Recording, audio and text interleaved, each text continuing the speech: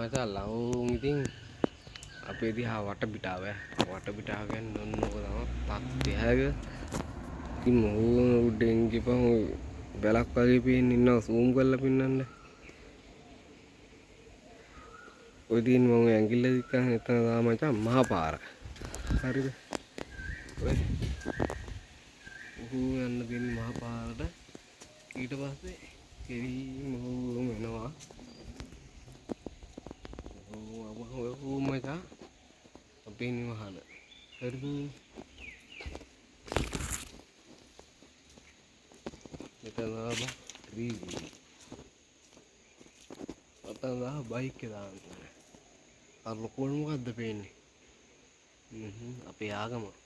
ආගම කියන්නේ බුදු පිළිමයක්. පින්නව පෙන්නන්න. කොහොමද වටපිටාව? ලස්සනනේ. එහෙනම් අපි යා